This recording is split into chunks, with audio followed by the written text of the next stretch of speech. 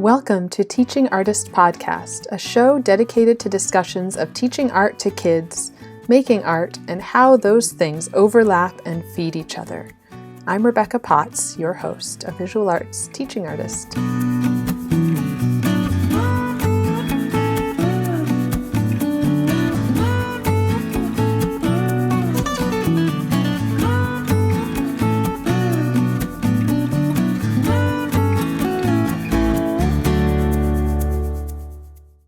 Hello, a few quick announcements before we get into this week's episode.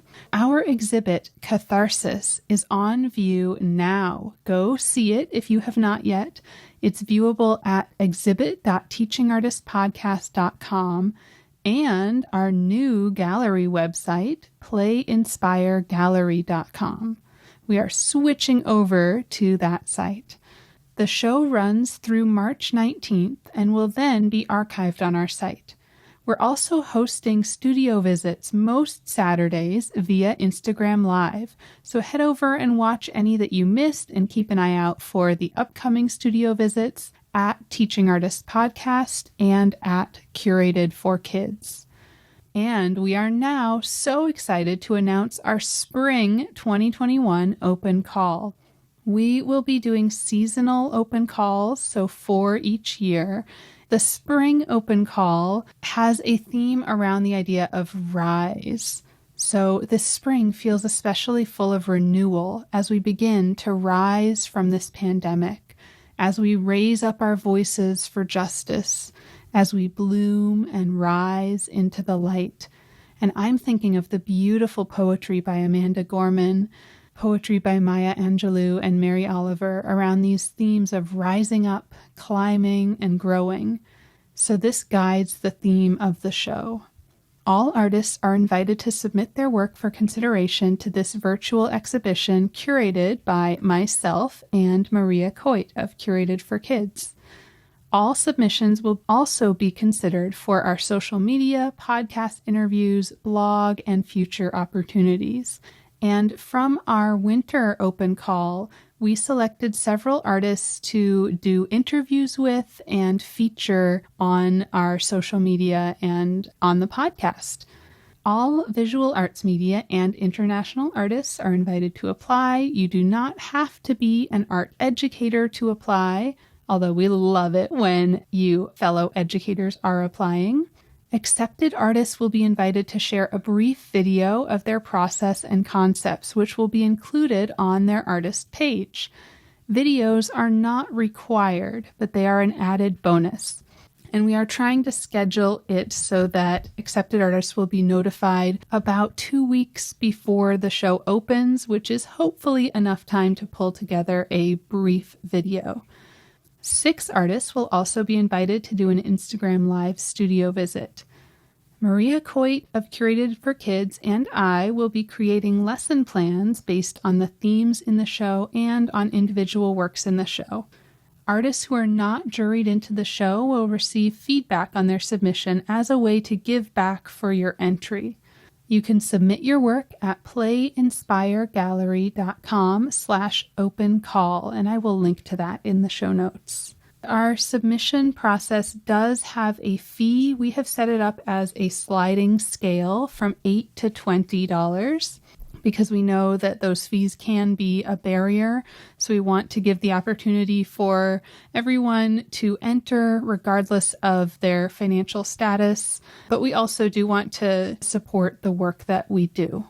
And we are so excited to see your work. We are so grateful for every submission. We really look forward to seeing your work. Submit at playinspiregallery.com/open call. Our featured artist this week is Sarah Tan. Sarah is a Phoenix-based artist, educator, and deviser born and raised in Singapore. She has a BA in Theater Arts and concentration in Education Studies from Carleton College and an MA in Theater for Youth and Community from Arizona State University, and is a certified trauma support specialist. Her background is in modern dance, physical theater, professional theater, and drama education. As a scholar, she has researched digital creations with young people, the performance of identity, and the intersection between the performing arts and healing trauma. Her primary research is in how creative spaces exist in digital platforms among youth. Other areas of interest and continued education include trauma-informed creative practice and JEDI, Justice, Economic Dignity, and Independence in Communities. As an educator and facilitator, Sarah has worked with age groups ranging from 5 to 61.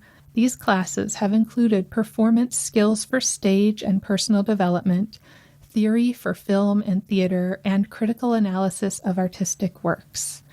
She has facilitated numerous virtual workshops and classes for middle schoolers and adults. Currently, she is a freelance performer, teaching artist, and education coordinator and digital communications specialist with Gray Box Collective. You can view more of her work on our blog or visit her website, sarahtonhy.com.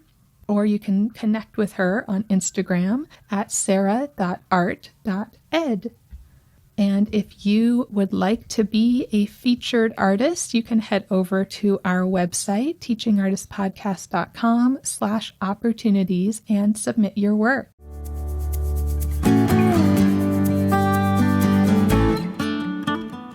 I have loved connecting with Candido Crespo on social media, and it was such a pleasure to chat with him. He spoke about the importance of taking the time to build relationships and get to know your students, and he offered great tips for teachers. I also loved hearing about his work and the projects he has going on. Like me, he's dreaming up more than he has time for, but is doing incredible work encouraging fathers through his Creatividad project and encouraging artists through One Love art sessions, all while teaching and making art and parenting. Candido talked about being seen and also being targeted. He shared how hurtful it is when teachers assume a student knows about a certain culture or history, or that a student will love an artist solely based on that student's cultural background. He talked about engaging students in curriculum redesign by asking them which artists are most engaging and relevant. Such wonderful tips. Candido Crespo is a husband, father, artist, and art educator. He has taught in the Central Islip Union Free School District in Central Islip, New York for 14 years. He received his BS in Visual Arts Education from SUNY New Paltz and his MA from Stony Brook University. He also recently earned his school building and school district administrative certifications. His educational philosophy is truly rooted in relationships over content, and he's an advocate for art teachers practicing art. He is a firm believer that art teachers are at their best when they not only teach others, but create for themselves. He is currently exploring crayons and markers with his son, and sticker design, digital drawing, watercolor paintings, and pencil drawing on his own.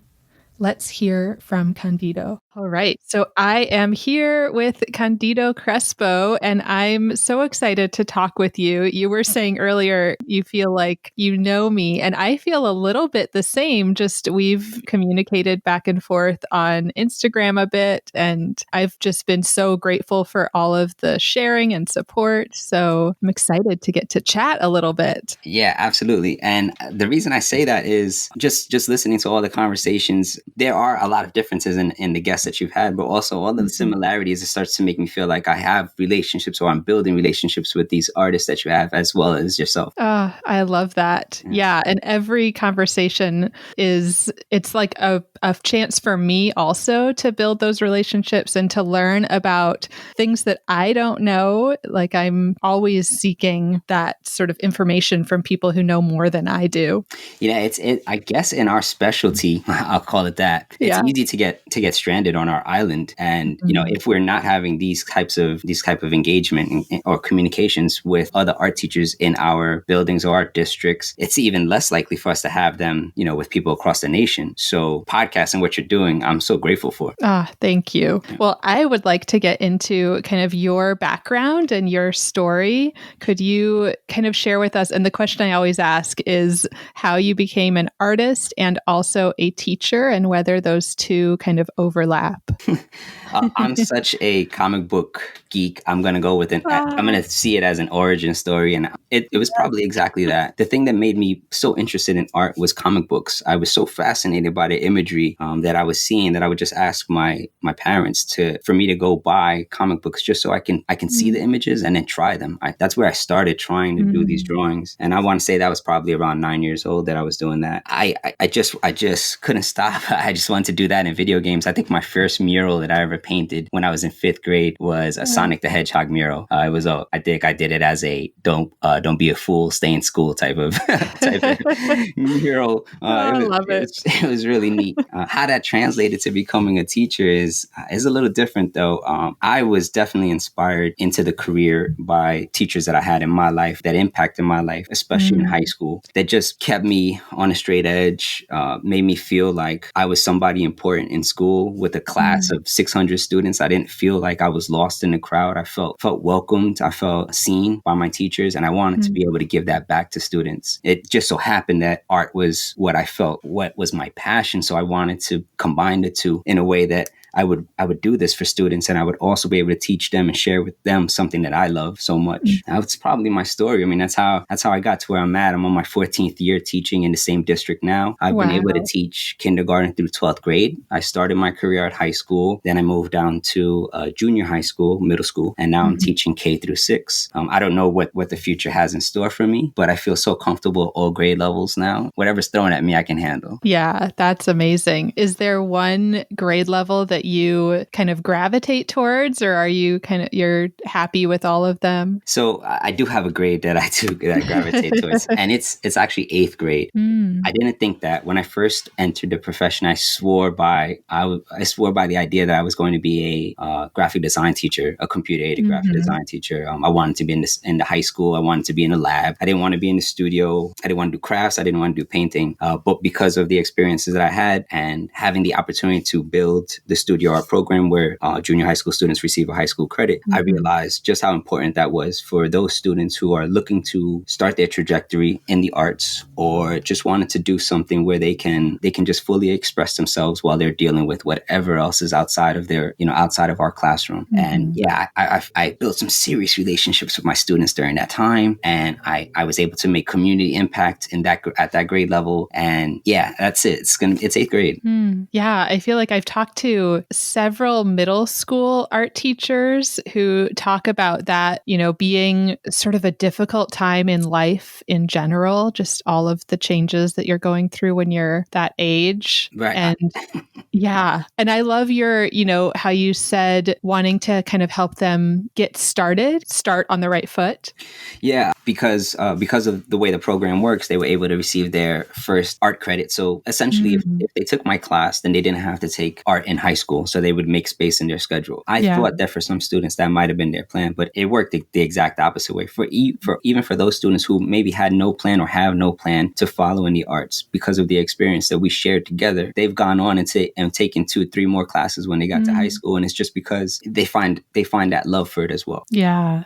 That's beautiful. Yeah. And how do you think you're achieving that? Like, what would you tell other teachers? How do you kind of build those relationships and get students so excited and engaged? So to be completely transparent, I think that I have a stronger grasp on relationship building than I do content, like providing content. I'm going to be completely honest about that. And part of it is that when I was going through my undergraduate experience of learning to become a teacher, there was a strong emphasis on the students are not your friends. And I think when I first entered the high school, being 22, teaching 19, 20, 21-year-old students, I realized that there's got to be more to me just providing them content. There had to be more to this profession, because for those students who are 21, there's a great chance that we don't know what's in store for them in the future. And it just dawned upon me that I need to strengthen my relationships before and build trust before I can even try to expect them to appreciate any of the content that I'm sharing with them. So what do I do to build those relationships? I mean, I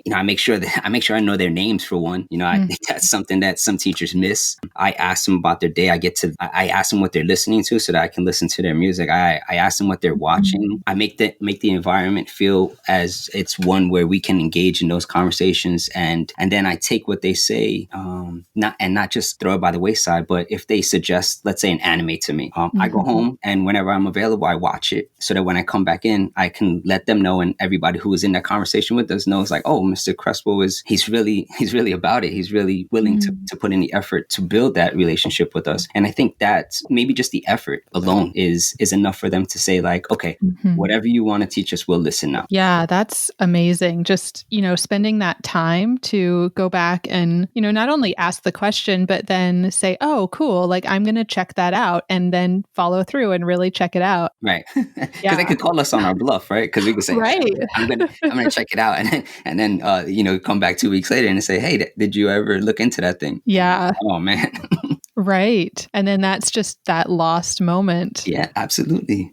Yeah, I know I've struggled with that, just having the time to do that sort of thing. And then also, I'm at the elementary level. So many of my students their big thing is like Minecraft or Fortnite. And I'm so not a gamer. So I'm like, I don't know anything about this. Right. So I think for me, because I'm okay with this relationship being so important, I'm okay with sacrificing time in a classroom for something like that. So if I'm unaware of what they're saying and I know I'm going to run into a time commitment issue, then I just pull up Google on the iPad right then and there. This year is a little different, obviously, but for all the previous years, if I know, hey, I can't look into this thing later, I'm going to learn about it right now. Show me right now. Tell me what this thing is, and so that I know what it is. And then there's no further investigation necessary. They shared it with you. You engage with them, etc. Yeah, no, that's great. Just to take the time right then and there if you know you can't do it later. Yeah. Yeah. Amazing. And what is your teaching situation now? Are you completely online? So we have a sort of hybrid model where we're doing Monday through Thursday, A day, B day, where we see 50% capacity of the students. And we have a virtual section of the population that are just virtual all week. And on Friday is a virtual Friday for everybody. So we're all online on Fridays. And that's what's happening right now. It's taking some time getting adjusting, but it's working for me. I think I'm getting a decent amount of feedback and student engagement. Could I use more? Yeah, but we're all learning right now, right? Yeah. Yeah. And is it recent that it went to hybrid? Was it online before that? So we were fully online in March to the end of the school year in 2020. And then we started this school year with this plan. Okay. Yeah. So it's been a little while. You're kind of like getting used to it now. Yeah. We're in the groove. I think there's, I can't say this, I don't know, for every subject matter, but in my building, there's one art teacher, and we have a pretty good system where we're just in each other's Google Classroom. So we help each other out. Like if one another is in a bind, maybe she'll host the virtual classroom that day, or I'll do the same thing for her. Nice. So buddy system. Yeah, that's great. Have there been any other sort of tools or resources that have been really helpful through all of this? The Facebook art education groups that I've joined are just so full of lesson plans and Google Classroom, Google Slides, and everybody's just sharing it, because I think what we've all come to learn is that we kind of have to rely on each other as art teachers, because it's so hard to receive that same support from our surrounding peers and administration who may not understand the arts so much. I don't have a coordinator for the arts in my district, and so sometimes there is a breakdown in communication. And what I have found is just jumping into a Facebook group, an art education Facebook group, that you ask a question and the feedback will come, and that's a great thing to feel like somebody's listening and there's help. So you're not alone. That idea. Right. Yeah. Those groups were such a huge help for me even before COVID. Right. I still was on there all the time, just like, how do I do this? And they're there to answer you, right? Which is amazing. So it's great. I didn't know the power of that until I started engaging with the groups. Yeah. Yeah. It's such a big help. And it does change that, how you mentioned that we're sort of on our own little island in the art world, right. The art department. So I think the answer to the actual question is just that social media has been my number one resource for this school year. I think prior to the pandemic, I think I had distanced or made myself unavailable to these things. I'm not exactly sure why. I can't answer that at the moment, but I think once I found myself feeling alone, I started looking for it and I found it, and I'm so grateful for it. Do you feel like it's been termed that there's not just one pandemic that's been happening, that we have COVID and then we have this pandemic, hopefully waning now, pandemic of systemic racism. Right. And that's something I've been talking about and been trying to, even when it's uncomfortable, just having those conversations. Yeah. So, I'd love to just hear your thoughts on how you work in your classroom to combat that and kind of what that looks like for you. So continuing with this level of transparency, because I was looking at this situation and trying to see what I can do differently as well. Just because I am someone of color doesn't necessarily mean that I have the answers. So I definitely needed to stop and do some research on my own end and analyze the things that I've been doing. Self-reflection is so important as a teacher, or just for people in general. But so I had to take some time back and understand, like, what have I done in the past? What things would I need to change? Because while we were holding everybody else accountable of these things, I wanted to make sure that I was doing the best that I can do for my students as well. The students that I teach are majority, I would say, so that African American students, and then a high percentage of students who are migrants from Central America and South America. So I needed to, and I have been, and I'm constantly changing and building a curriculum in my classroom that does exactly that just shows them that there's artists and artwork that includes them, that looks like them, and treating my students fairly and understanding that I have to meet them where they're at, trying to be as equitable as possible. What I've learned during this pandemic is how to be resourceful. So I know not all of my students are economically fit to have all of the materials that we need. So trying to develop lessons that would allow for that as well.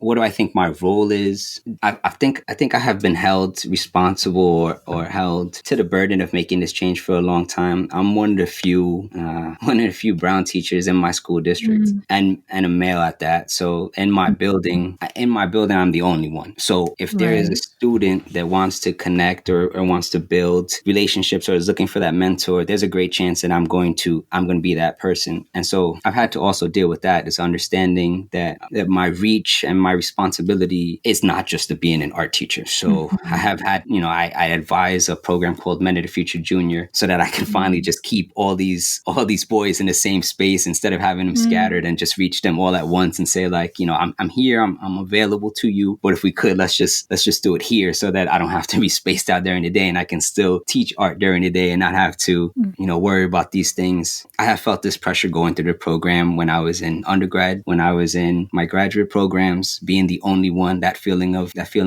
not belonging. I can recall an issue when I was in, it's an issue when I was in undergrad, where the art teacher, it was an art education class. So it was one of the courses for art education. She was teaching about a Caribbean artist that included brujeria in her artwork, which is a form of witchcraft. And she just turns to me in the middle of her lecture and goes, like, "Oh, right, Candido." I was like, I think I was still coming into my identity at that point. I hadn't really known so much because I just started taking classes in Black Studies program and developing my identity and realizing, like, oh my God, there's so much that I don't know about myself, about my people. And when she said that, I think that sort of just put it all in perspective for me. Whereas, like, if I want to turn this experience into something that I think caters towards my people, or people who have my same experience, I'm going to have to make a lot of changes, or otherwise they're going to be on the receiving end of some teacher saying, "Don't you know about this?" And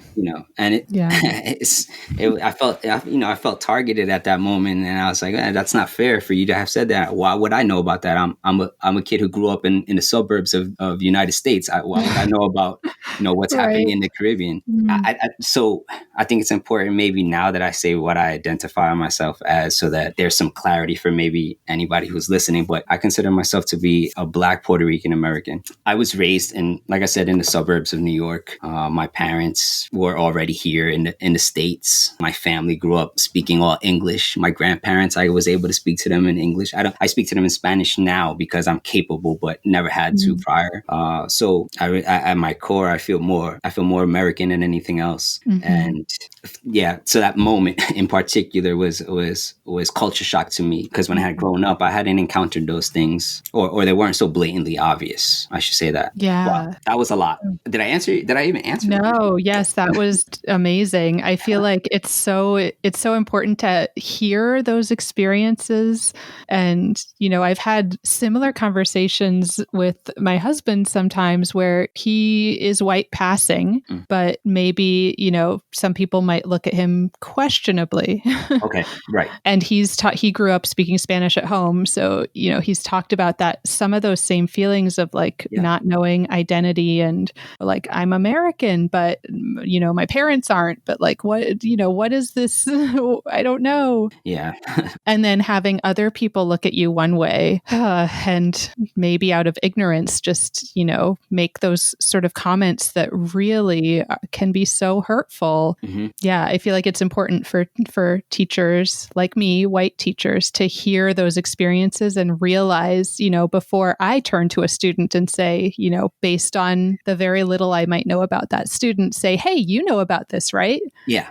It's tough because, we want to, especially now while so many people are revisiting their curriculum and changing things, and we're trying to make it so it's more accessible, more relatable to our students, but maybe having them engaged in that process is just so important. So it's like, don't just pick the artist that you feel is fit, like maybe show them a few of them so that they have an idea, so that they can participate in the process, say like, hey, I feel like I might relate to this artist more, or maybe that artwork, as opposed to saying, as opposed to just, oh, I have mostly Mexican students in my class, so maybe we'll do a Mexican artist, but maybe that Mexican artist isn't the one, that really that they feel close to or feel like they'll learn from. Yeah, I feel like that's what it comes down to, asking the question instead of just making an assumption. I'm not perfect. I'm still learning that. Yeah. But if you show them that you care, which goes back to the relationship, is that they allow you to make those mistakes and you correct them. And as a group, almost as if a family, you can move forward. Yeah. Yeah. And showing that vulnerability is such a big step. Like that's so helpful and so hard in some ways. I mean, because as a teacher, you're hoping, right? You're hoping that the information that you're sharing, or you want to be right. But it is very liberating to be able to accept, like, oh, I'm not going to get this right, and feeling like, hey, maybe on a Monday I'll come in and I'm teaching a lesson for the first time for maybe a material I've never taught before in my life, and telling the kids that in the beginning, just tell them, hey, I have no idea how this is going to work, but you might be able to show me. And then it just becomes such a relaxing experience, because now everybody can make the mistake. And you can use all those mistakes as learning experiences for yourself as a teacher. The students can do it as they grow in their creative experiences. I mean, being vulnerable it's beneficial for the classroom. Yeah, you're modeling for them this ability to grow and learn and make mistakes and recover from mistakes. Yeah, and of course, as a man, I have my issues with vulnerability that I need to overcome and sort of accept and build upon. And it's something that I've been working on just as much. So, we're tackling those two pandemics that we're talking about. And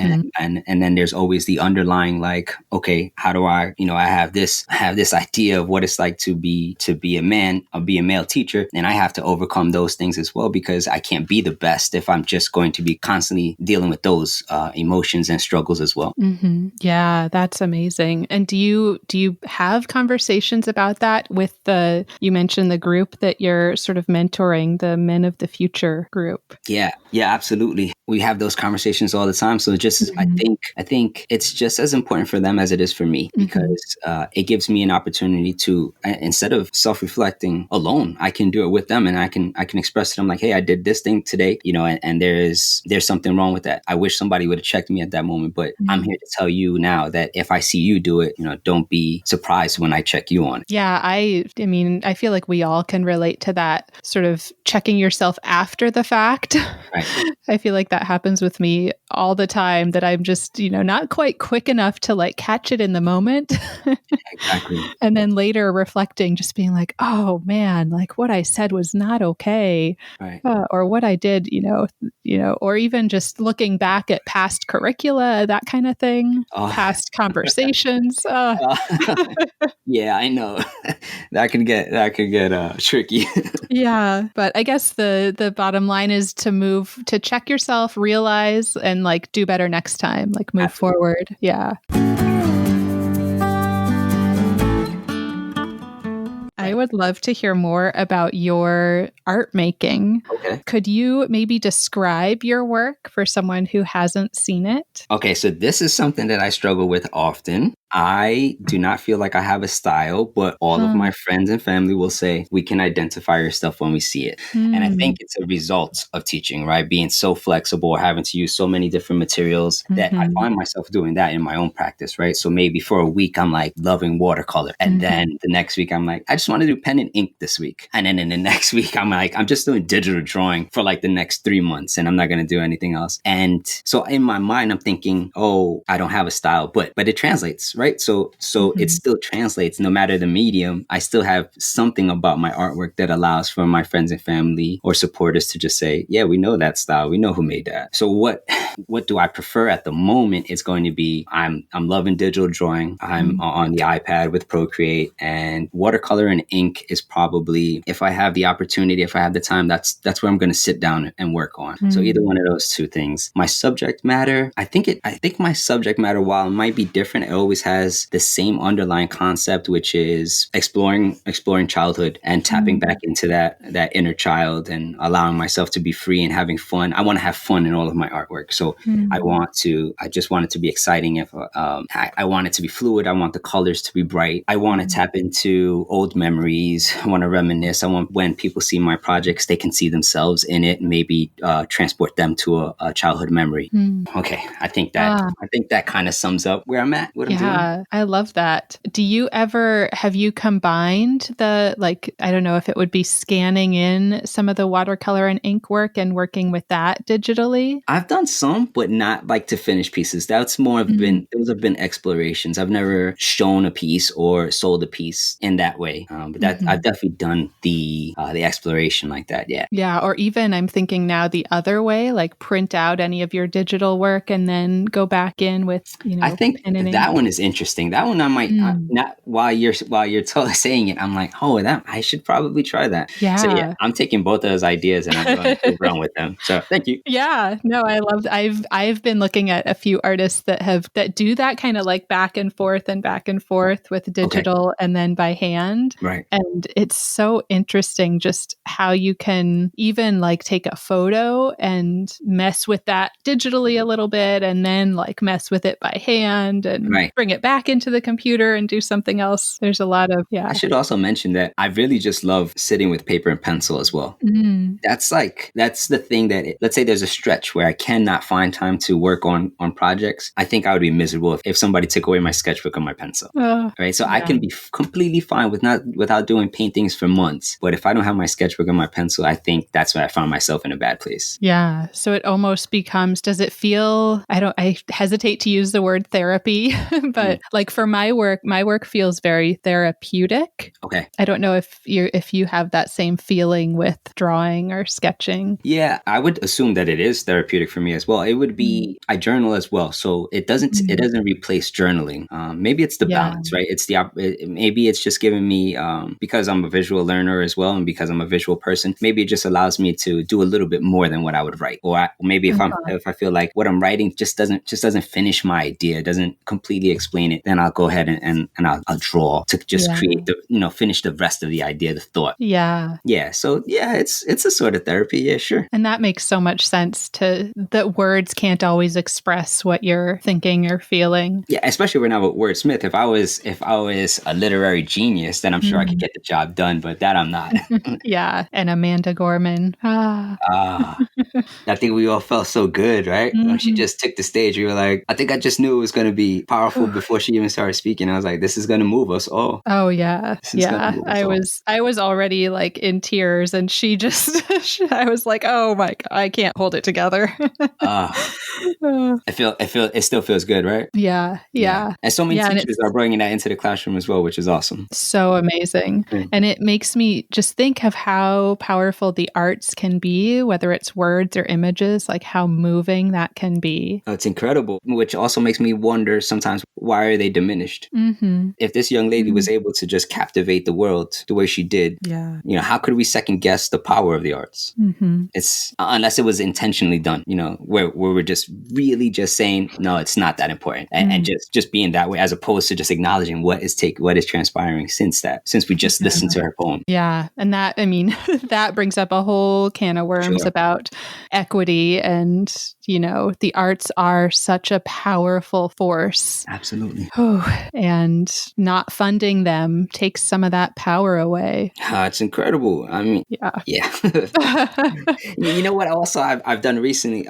I'm going to bring the conversation back to my style. What I recently started doing was I started making stickers. So I think I'm producing these stickers. Well, they're a result of something I'm trying. I love iconic characters. I love street artists who are able to design a character that is you just can't question who is the artist when they see it. Yeah. And so I've always admired that, and I wanted to try it. In the largest of stages, we could say, Walt Disney with Mickey Mouse, right? Mm-hmm. So I wanted to try that on. I wanted to tackle that for fun. I wanted to develop a character. So I came up with something called Scaredy Pants, which is just 3 ghosts in a pair of pants. And so I just kept drawing it in the style of different artists that I follow on Instagram. So just kept drawing it over and over, learning their style, just practicing their style, and just at the same time seeing what I can do with these 3 ghosts. And then I thought, let me just throw them into iconic characters as well that wear pants. So for instance, we take Bart Simpson, and everybody knows him. You know what his sneakers look like, his shorts, if he's holding a skateboard, and then make 3 ghosts coming out of his shorts. And so I did a few of those, and I thought, these would be cool stickers. I'm sure people would slap them on. I've had success with that. It's doing pretty well, and it's so fun to create, and it's so fun to share. And the feedback has been pretty cool. So yeah, that's been something, I guess, that if something comes out of this year while I'm working on it, that would be kind of cool to be recognized for having this one particular character, the Scaredy Pants. Yeah. And then do you envision that character having like a story? Would there be, I don't know if it would be a comic book or animations even, or like I don't know if you and I are in the same boat, but I have much more ideas than I have time to create them, right? Yeah. So I wouldn't turn this character into I haven't spent too much time building a narrative for this character, because there is a children's book that I would love to write that I'm constantly sketching and writing ideas down for. And this is just I think it's sort of my experience, and it has a lot to do with who I am and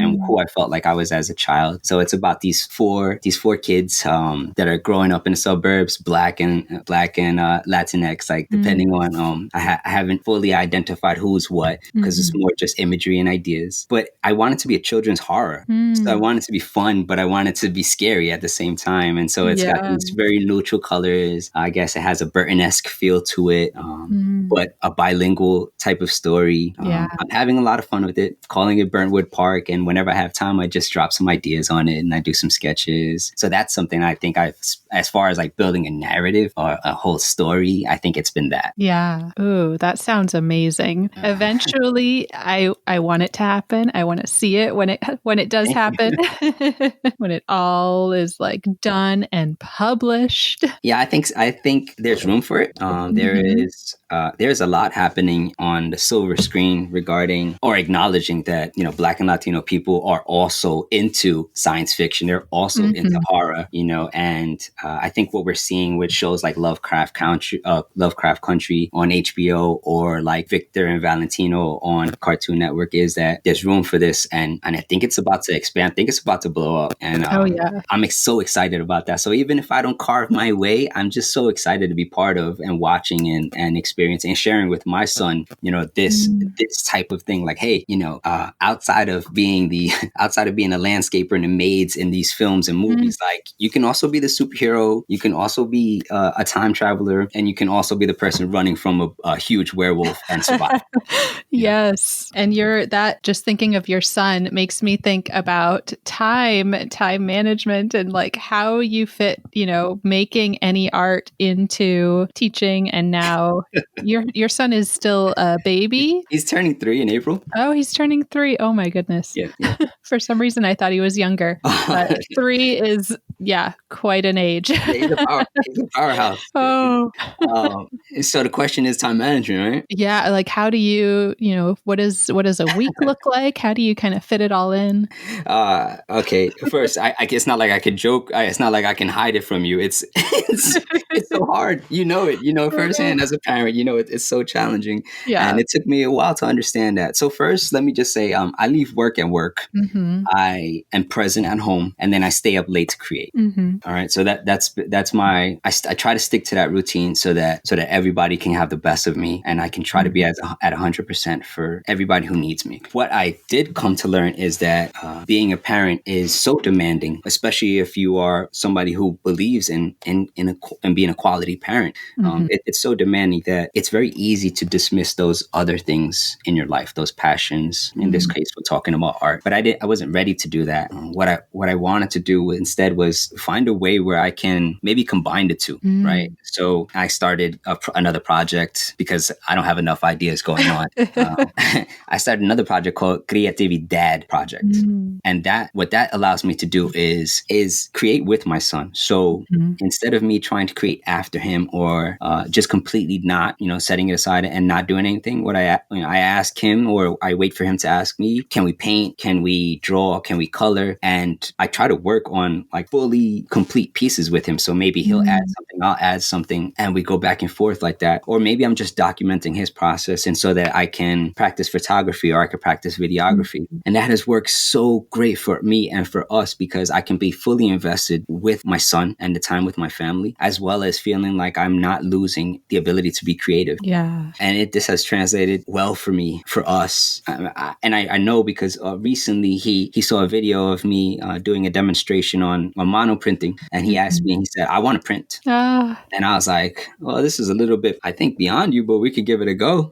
And he did it. He did 4 prints. I think he did 6 prints. And then he was like, okay, that's it. So we tried it, we had some fun with it. He told me he was done. And I felt so good about it. I was like, oh, right, you just tried. I did. I tried mono printing when I was 21 years old. Right. And here you are, you're two and a half, and you're trying out brand new material. And that's what I do. Leave work at work, be present at home. And when everybody goes to sleep, I'll stay up late to create if need be. Yeah. But I love that Creatividad. I love that project. As for anybody who doesn't know, Creatividad is just Spanish for creativity. And then by putting the emphasis on DAD at the end, it becomes a fatherhood project. Yeah. And then that's also through that, like you're sharing on Instagram and inspiring other dads, other fathers. Yeah. Because that's a whole new platform and community for me as well, is that there's so many fathers that are trying to change the narrative of what fatherhood looks like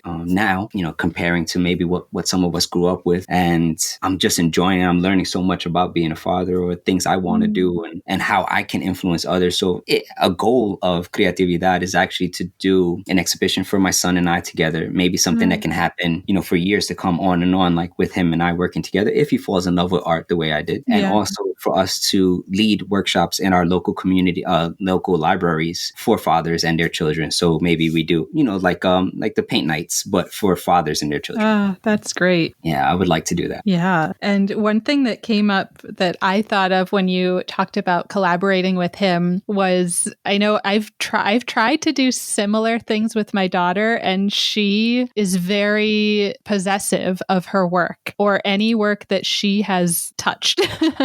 If I start something and then hand it over to her, it's hers now. Like, I better not mess with it. That's so funny. So I don't know if that ever happens, if there's maybe certain pieces that he gets like really attached to, or parts of a work. Like sometimes she'll tell me, do not this corner, like this has to stay this way. The answer is yes. That's happened to me.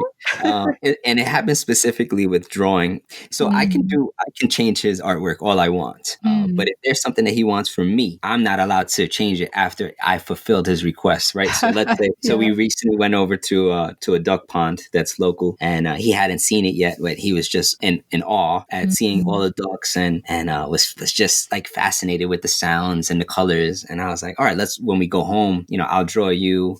First, let me be clear. I'm not the most important subject matter in all of this. It's always mama and baby. It's not. So even though it's our project, it's always her that I'm drawing and him. Right. I'm not mad about that. So when we got home, I said, all right, I'm going to draw you a mama and baby duck. And after I draw it, we'll color it, and we could paint it. We do any kind of coloring you want to it. After I drew it, he was just like, you can't touch it no more. That's it. And so he took it away from me, and he was walking around the house. I still see it around the house. And I'm like, hey, can we put some color into this? He's like, no, that's it.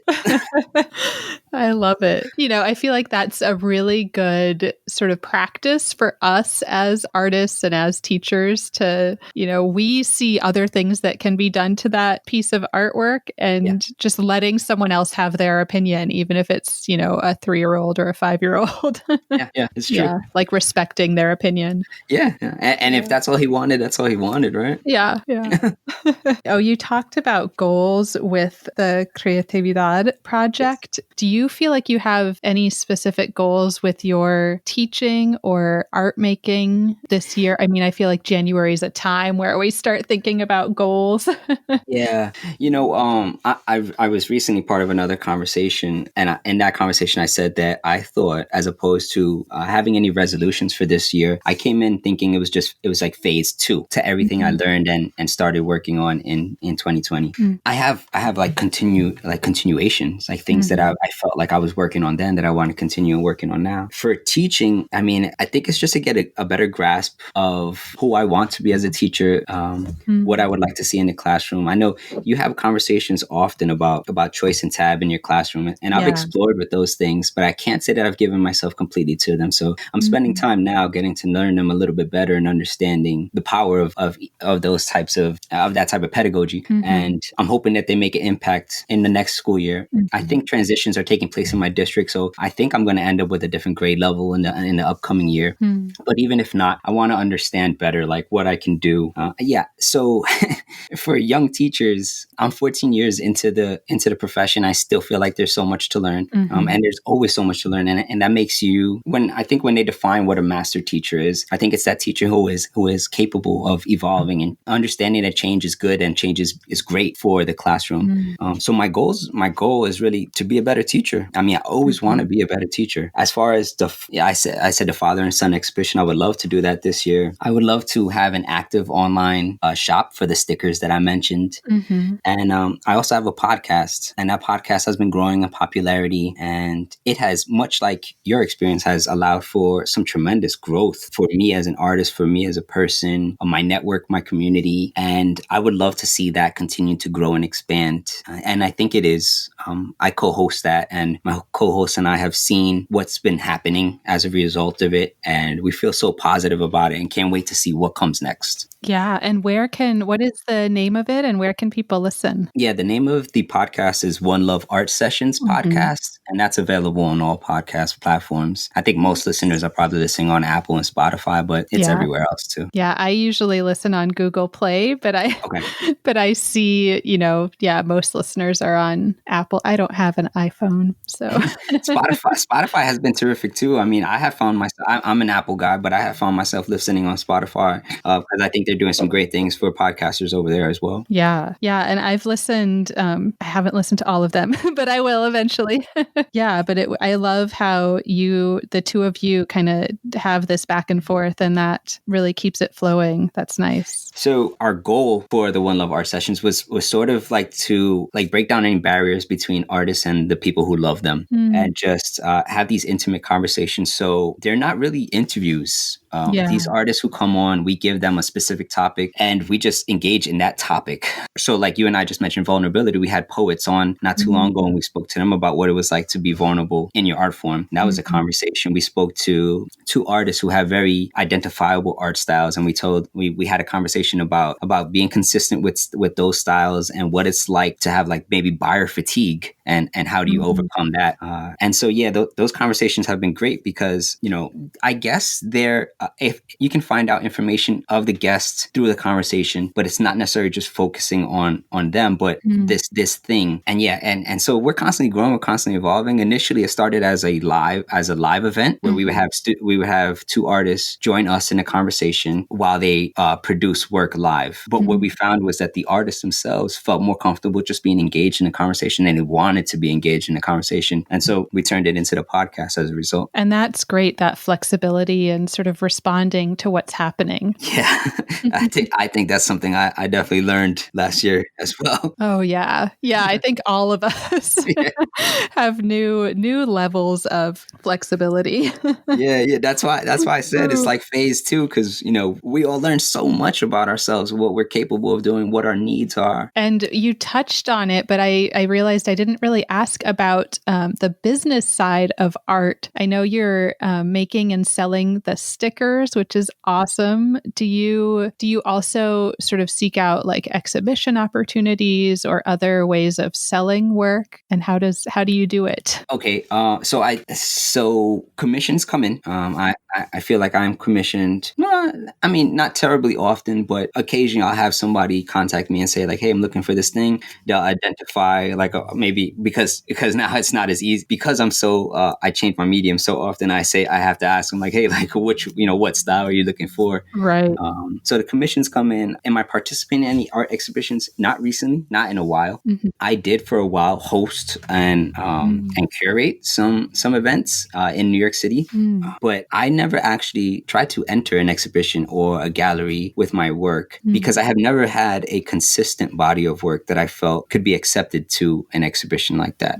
And so part of my listening to your previous episodes has been that understanding and learning what's needed from an artist to do that. I don't think I've had a desire to do it up until recently, and it's been making me plan and strategize a little bit more, like to create a series of work. What is it like to create that body of work so that when I'm ready and if I feel ready, I can then start entering and submitting for these opportunities. Yeah, and it is. I mean, there is definitely some strategy behind it. Yeah, I see your work, the work that I've seen. I see it really like fitting together, and there's maybe a few different bodies of work, but I see there being like pieces that fit together in terms of color or like the line. What's the right word? Like line style, line. Yeah. The marks. Yeah. I think it's because I wasn't considering it. I haven't focused on it. I did once. I did a series. It was about 4 paintings where I took animals that I considered to be used as the most masculine versions of animals, and how maybe abused, I should say, as symbols of masculinity, and painted flowers behind them. And I did them right, but there was no goal in mind, so I didn't finish the series. I didn't put my all into it. But that's something that I wouldn't mind revisiting and creating this body of work that's just ready, so that when I'm ready, I can see if I can find a location for them. And I love the idea of participating in an exhibition, not so much for this sales opportunity, but I just love the community. I just love talking to people. I just love building with people and sharing experiences. And I think that, there's something really intimate and personal about sharing an exhibition space with people. Yeah, absolutely. I feel like right now, so much of that is online, but I'm like looking for the days when when I can go back actually into the gallery and like, listen to artist talks and all of that. Yeah. But even so, okay. So I like to see the silver lining, right? I think I've connected with more artists now virtually than I have previously, because I'd have all the excuses to not go to a gallery, to not go to an opening. But if there's a virtual opening, and all I have, and I'm sitting on my desktop drinking my coffee, engaging in a live chat, all of a sudden I just met 5 people that I wouldn't have before. So I think there is, do I love being in a gallery space and talking to people there? Yes, absolutely. But since we can't do that, there's also ways to grow and benefit from the online experience. Yeah, absolutely. Yeah. And I totally feel that. Like it's been challenging as a parent, having in some ways less time with my kid at home, but it also, having everything online means like I can put her to bed and go to an opening right there in my living room. Exactly. It's so true. It's so true. And I think it's important for us to keep that in mind, right? That there are some good things happening, so that we don't get completely lost in the haven't seen my parents in person in over a year, and that creates a different kind of pain. But if you can experience these things, and you can still feel like a person, still feel that humanity, because there's other people that you can share with in that moment. So yeah, I'm so excited for you and what you have coming up. And I think that's going to be tremendous for you and for your artists. I'm excited. Yes. We just today opened an exhibit, which is so exciting. And it's been fun just being able to kind of build that platform. Like, it's just a website. So it's, again, like flexibility. We can kind of make it what we want to make it. Like, we are trying to add videos and make it sort of more interactive in some ways, working on adding lessons that connect to it. That's great. And then there's a few ideas that we'll be releasing a little bit later, but just trying to like, a little teaser. It's got a teaser from Rebecca. I know. I feel like I am so not a marketer. Like that's something that I'm really learning as I go. But well, I'll do my best on my end to share what you're doing, because I think people should see it. Thank you. Yeah, absolutely. So I have a few just kind of fun, get to know you, wrapping up questions. One, really broad. What are you curious about? We had some guests on the podcast that introduced us to crypto art. Are you familiar with it? Oh, no. Okay. So there is a art movement called NFTs, and they are basically art that is part of a blockchain. They're part of the internet. They belong to the internet, and people are purchasing them for cryptocurrency, and they're being exchanged. They're sold. They're visible to everybody. You can share them. They are basically rebels to the existing art industry.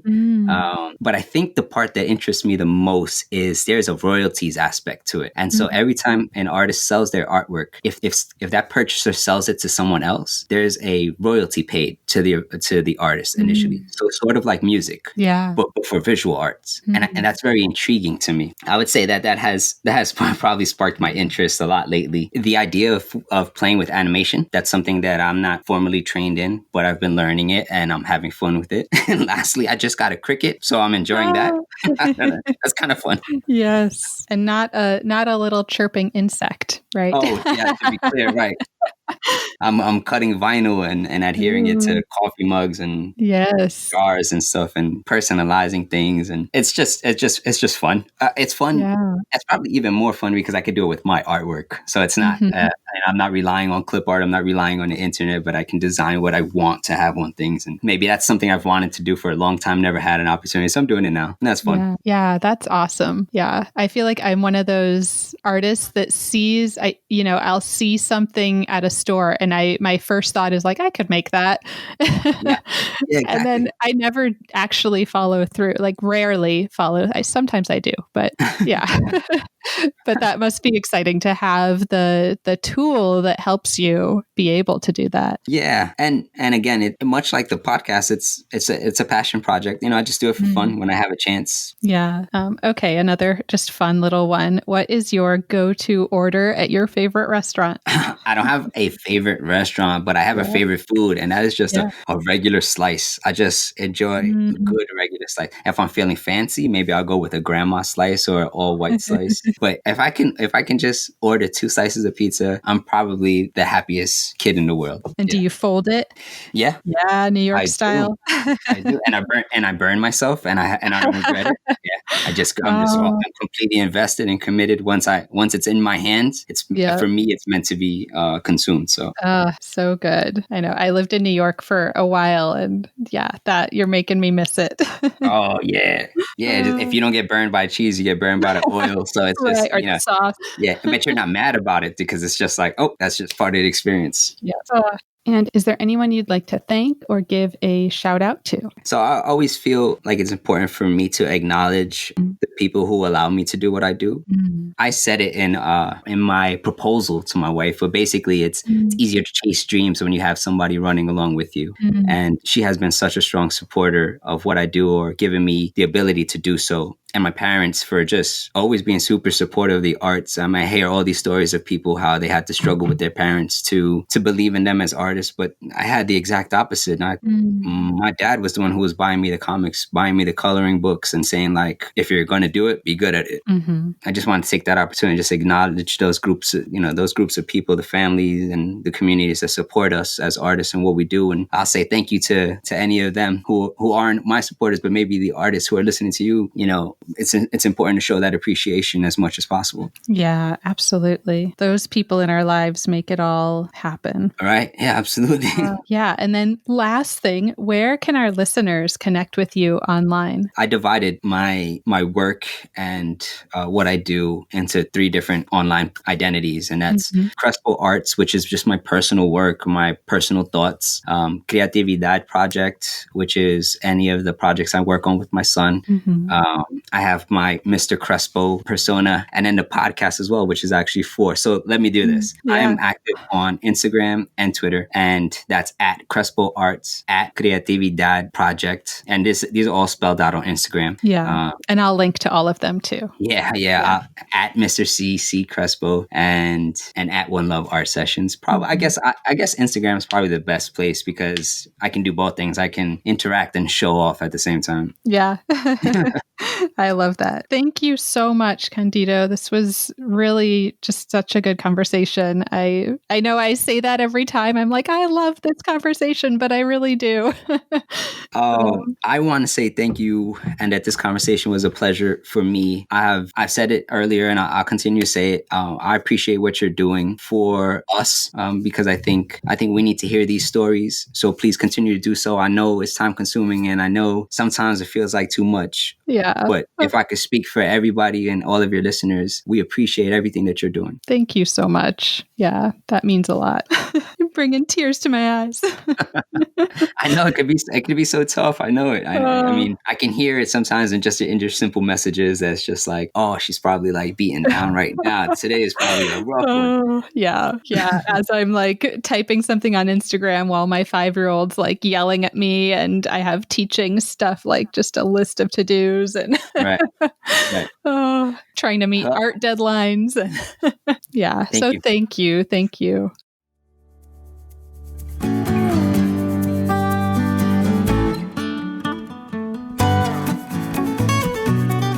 Thank you so much for listening.